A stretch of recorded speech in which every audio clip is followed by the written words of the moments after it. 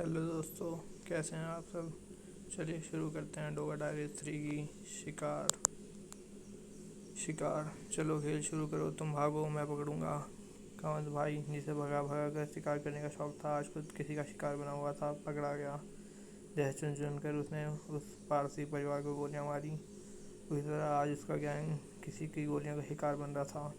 राम, उसकी क्रूर मुस्कान खौफ में बदल चुकी थी। माँ की आँख। उफ, उसने पंजा को मार दिया। वो हमें भी नहीं छोड़ेगा। चुप कर साले, हमें सबसे पहले यहाँ से निकलना है। उसे हमारे बारे में पता कैसे चला? वो सब जानता है कामत भाई। पुलिस तक को इस बारे में कुछ पता नहीं था, लेकिन उसे पता चल गया। अबे चुप करो। उठ कमीनी उठ। हु ओ नहीं, तू इस जगह के बारे में जानती है? जल्दी बता। हाँ हाँ, मुझे मारना मत।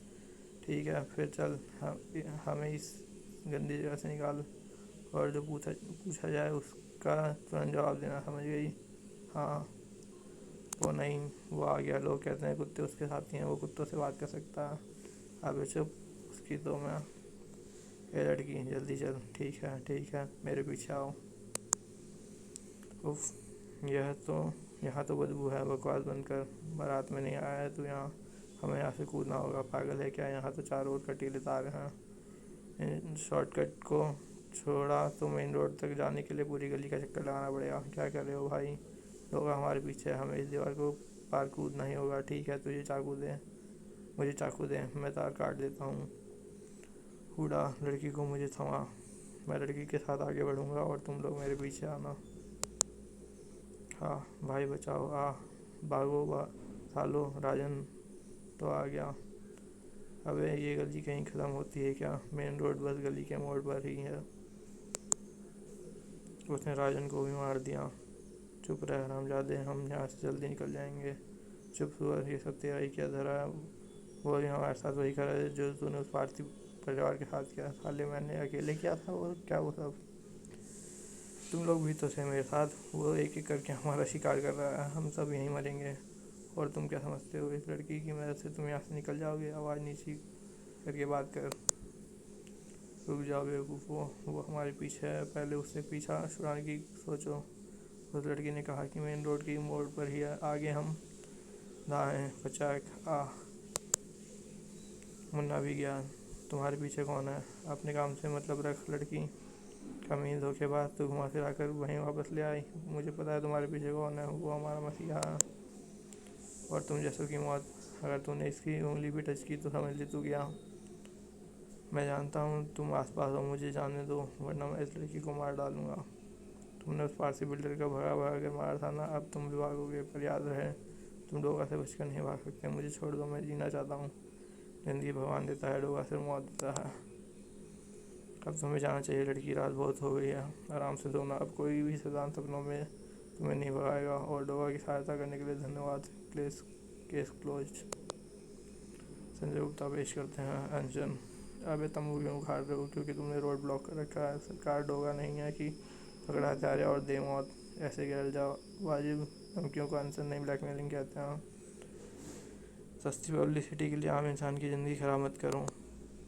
Gateway of India. अरे तेरी आवाज़ कौन सुनेगा? अरे बापू, तू ना तो अन्ना है और ना ही बाबा। अरे बापू, आवाज़ सुनना ही है तो आवाज़ में बम जैसा दम पैदा कर। देख ऐसे इनकलाब जिंदाबाद, हमारी मांगे पूरी करो। हा हा हा, अपने बाप की उम्र के एक सीधे साधे बुजुर्ग का मजाक उड़ाते हो?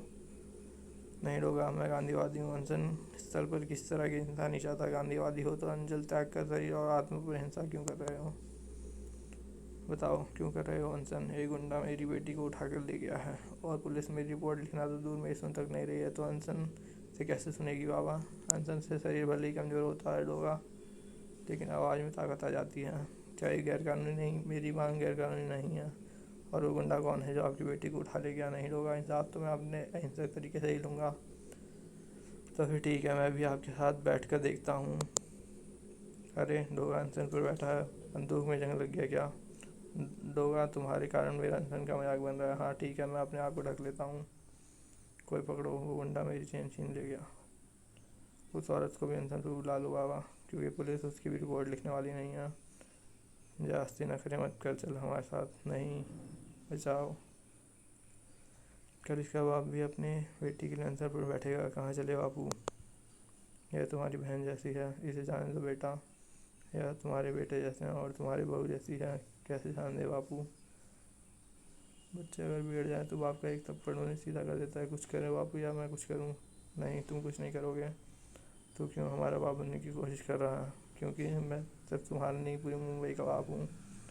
अन्ना और पापा की आवाज़ें तो हज़ार लोग दिल्ली पहुँच गए, लेकिन एक बेटी के बाप की भूख से किसी के दिल में टीस नहीं उठी। बेनामी से उनकी आवाज़ गूंज बन गई, लेकिन तू भूखा मर जाएगा। खबर तेरी बेटी तक भी नहीं पहुँचेगी, क्योंकि तेरे खून में गांधीवादी नहीं पानी दौड़ रहा है। इंसाफ आवाज़ की ताकत से नहीं, हाथ की ताकत से मिलती है। आवाज़ नहीं, लठ उठाओ। लेकिन ये वैसीपन है, अगर हर कोई लठ लेकर खड़ा हो गया तो यह शहर जंगल बन जाएगा। बापू सही कह रहा है, इसलिए तो तू डोगा बनाए कि हर कोई किसी को लठ लेकर ना खड़ा होना पड़े। यही सही है, चाहे भ्रम में सही। बापू को अनशन करने दे, तू अपना काम कर। मुझे थानों का रिकॉर्ड देखकर खुशी हो रही है कि क्राइम ग्राफ नीचे जा रहा है। वो इसलिए कमिश्नर, क्योंकि तेरे थाना इंचार्ज रिपोर्ट से नहीं लिखते, और सिर्फ 10 मिनट के अंदर आपको इंसाफ जरूर मिलेगा। आप रिपोर्ट लिखवाइए। और फिर आपकी रिपोर्ट लिख ली गई है। अब आप ये जूस पीकर अपना अनशन समाप्त कर लीजिए। जब तक मेरी बेटी वापस घर नहीं लौट आती, मैं अनशन नहीं तोड़ूंगा। वो बूढ़ा दीनानाथ और उसकी बेटी मिलकर एक स्कूल चलाते हैं। स्कूल के आगे एक शराब की दुकान है जो 24 घंटे खुलती है। शराब की दुकान का मालिक पीलू खापरे, उस पर कभी ताला नहीं लगता। दोनों बाप बेटी ने उसे बंद करवाने की अर्जी डाल रखी है। पीलू खापरे ले पकड़ ताला। बस इसी चिढ़कर पीलू खापरे ने उसके स्कूल पर ही ताला उजड़वा दिया और दीनानाथ की बेटी को किडनैप कर लिया। हाँ सुना है, तो दुकान में कभी ताला नहीं लगाता, मैं साथ ही ले आया।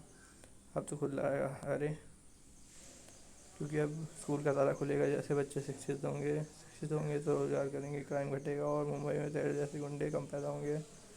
तुम तीनों बाहर आओगे या बोतलों की तरह तुम भी बोतल बनाकर फोड़ दूँ? घबराओ नहीं, अब बनवास तुम्हारा कुछ नहीं बिगाड़ सकते।